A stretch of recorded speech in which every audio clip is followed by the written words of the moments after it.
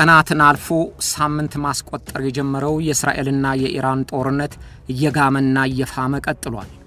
ከኢራን እስከ እስራኤል የተዘረጋው ሰማይ የሚሳኤል ብርሃን ሌሊቱን ቀን አስመስሎት ያድራል። ተዋጊ ጀቶች በብራቅ ድምጻቸው በየቀኑ ያረሱት ያልፋሉ። ሰላማዊ ሰዎች እንቅልፋቸው ከርመዋል። ህንጻዎች ይደረመሳሉ፣ ቤተሰቦች ይገደላሉ። ነዋሪዎች ከሌሊት ብርድ ጋር እየታገሉ ውጪ ያድራሉ፣ በመደበቂያ ዋሻ ታፍገው ይውላሉ። ይሁንና የሁለቱ ሀገሮች መጠቃቃትና ምክክቶች አበሳው ከነሱ አልፎ ለዓለም እንደሚተርፍ ካሁኑ የጎላ ምልክቱ እየታየ ነው። በመልክዓ ምድር ርቅ ያለው ያለ ሀገርም ቢሆን ጦርነቱን በቴሌቪዥን እያየ ይዋጣላቸው የሚልበት ሊሆን አይችልም። ጥፋቱ ባይደርሰውም ውድቀቱን ይቀምሳል። ጦርነቱን በፊልም ቢከታተልም ሀገራዊ የምጣኔ ሀብት ድቀቱ ግን በየጓዳው እየገባ ሲጠበጥበው ያየዋል ተብሎ ይታመናል።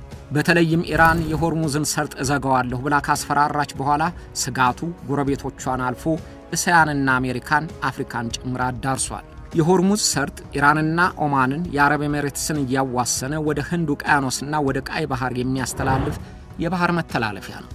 ሆርሙዝ የዓለም ዋነኛው የነዳጅ ንግድ የሚተላለፍበት በመሆኑ ያ መንገድ ከተዘጋ የቤንዚንና የተፈጥሮ ጋዝ ንግድ ጉሮሮው ይታነቃል ተብሎ በእጅጉ ተሰግቷል። እንደ ጠርሙስ አንገት ጠቦ የሚያልፈው የሆርሙዝ ሰርጥ የኢራንና የኦማንን የአረብ ኤሚሬትስንም ክልል የሚያልፍ በመሆኑ እንደ ግዛታቸው ስለሚቆጠር ዓለም አቀፍ የባህር ክልልነት የለውም።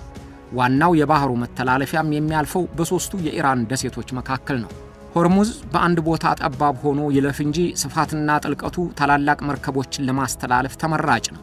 የመጫን አቅማቸው ከፍተኛ፣ በጣም ከፍተኛ ተብለው የተመደቡ መርከቦችን ያስተናግዳል። እንደ ሳዑዲ አረቢያን የመሳሰሉ ከዓለም ዋነኛ የነዳጅ አምራች ሀገሮች ቅርብ በመሆኑ በሚሊዮን የሚቆጠር የነዳጅ በርሜል የተሸከሙ መርከቦች በዚያ በኩል ማለፍ ይመርጣሉ።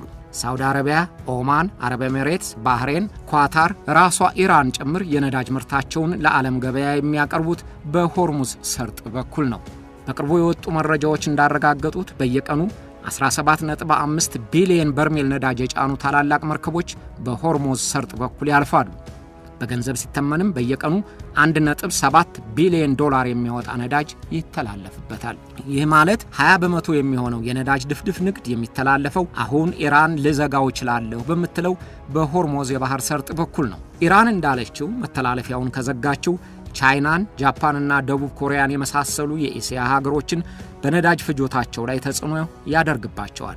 አሜሪካም ቢሆን ከሳዑዲ አረቢያና ከኳታር የምታስጭነው ከፍተኛ የነዳጅ ድፍድፍ ላይ ለተጨማሪ ዋጋ ይዳርጋታል። እነ ሳዑዲ አረቢያም ቢሆኑ ምንም እንኳን በነዳጅ ማስተላለፊያ ወደ ቀይ ባህር ወደቦቻቸው ለማስተላለፍ ቢችሉም በቁጥር በሆርሙዝ ሰርጥ በኩል እንደሚያስተላልፉት አይሆንም። ሆርሙዝ ቢዘጋ ራሷ ኢራንም ተጎጂ መሆን አይቀርላትም። ኢራን የነዳጅ ምርቷን ለዓለም ገበያ ለማቅረብና የምትፈልጋቸውን ምርቶች ለመቀበል የምትጠቀምበትን ሆርሙዝን ብትዘጋ ችግር ላይ ስለሚጥላት የስጋቱ ተካፋይ ትሆናለች።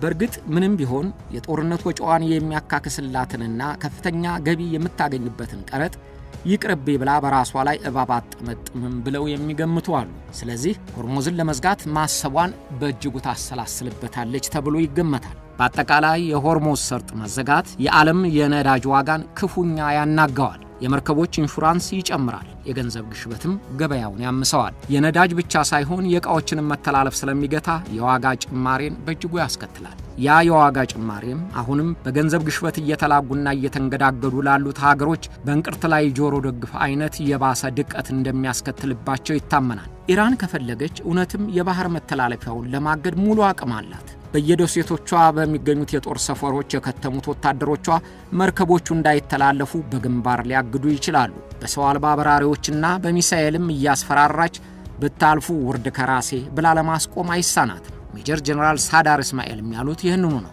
የእስላማዊ አብዮት የክብር ዘብ ምክትል አዛዥ ሳዳር እስማኤል ጠላቶቻችንን ለመቅጣት ስንፈልግ ክንዳችን በየትም በኩል ይዘረጋል። ወታደራዊ ዘመቻ እኮ ከአጠቃላይ ጥቃቶቻችን አንዱ ክፍል ብቻ ነው ብለው ሀገራቸው በንግድ ጦርነቱም ልትገባበት እንደምትችል አስጠንቅቀዋል። የጀነራሉ ንግግር የኢራን የብሔራዊ ጸጥታ እዝ የቦርድ አባል ከሆኑት ጋር የተመሳሰለ ሆኖ ተገኝቷል።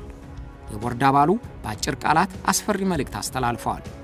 ሆርሙዝን እንዘጋዋለን፣ እያሰብንበት ነው ብለዋል። ምጸታዊ በሚመስል መልኩ ኢራን የሆርሙዝን ሰርጥ ብትዘጋው የማያስጨንቃትና የማትጎዳው ጠላቷ እስራኤል ናት። እስራኤል 250 ሺህ በርሜል የሚደርሰውን የቀን የነዳጅ ፍላጎቷን የምታሟላው ከብራዚል፣ ከጋቦን፣ ከአዘርባይጃንና ከአሜሪካ በሜዲትራኒያን ባህር በኩል በሚላክላት ነዳጅ ነው። ስለዚህ የሆርሙዝ ሰርጥ መተላለፊያ መዘጋቱ ብዙ ለጊዜው አያስጨንቃትም። ይሁንና የዓለም የነዳጅ ገበያ ዋጋ ብቻ ሳይሆን የትራንስፖርትና የሸቀጦች ዋጋ የሚያንረውን የመርከቦች ትልልፍ ኢራን የምትዘጋ ከሆነ በርካታ ሀገሮች ለክፉ የኑሮ ውድነት ተዘጋጅተው ቀበቷቸውን ማጥበቅ ይጠበቅባቸዋል።